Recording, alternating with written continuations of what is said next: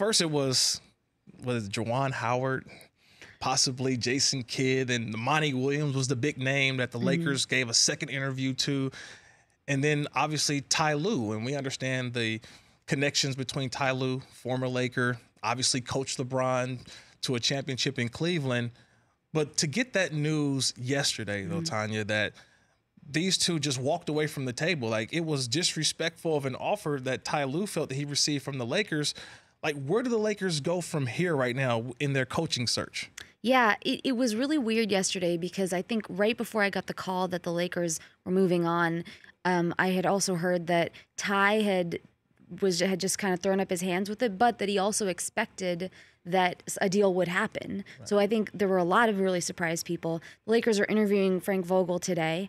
They're probably going to be interviewing Mike Woodson tomorrow or maybe into the weekend.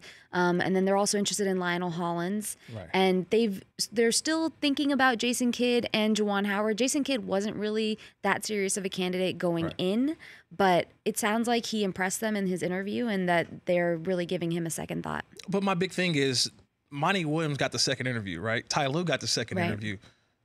Did the Lakers not offer the job to Monty Williams? Or did not. So Monty Williams basically just walked away and just took the Phoenix Suns job without even waiting for a Lakers offer? Well, they hadn't communicated with him or Ty Lue at that point.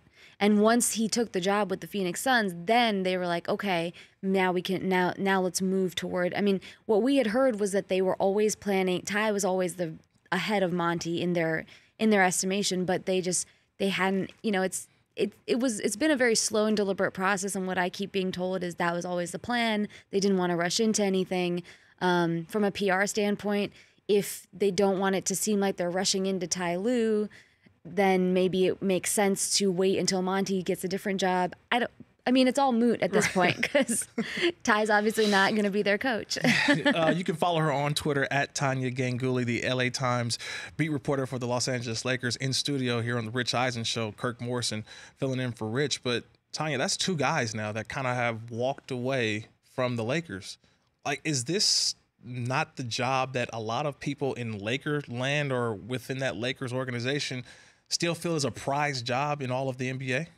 Well, I think that it's definitely lost a little bit of its shine in some ways. But the interesting thing about the Ty Lue situation is that Lue was really excited about this. Like he started his career with the Lakers. Like he wanted to do this, and the process. I think by the end of it, he was like perfectly happy to move on.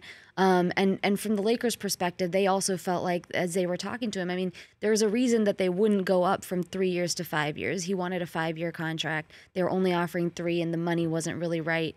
And they didn't feel like he was the long-term solution.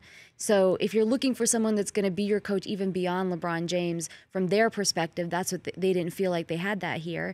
And so I think, it broke down from both sides in that way. For more of The Rich Eisen Show, tune to Audience Channel 239 on DirecTV for free on BR Live or download the Rich Eisen Show app.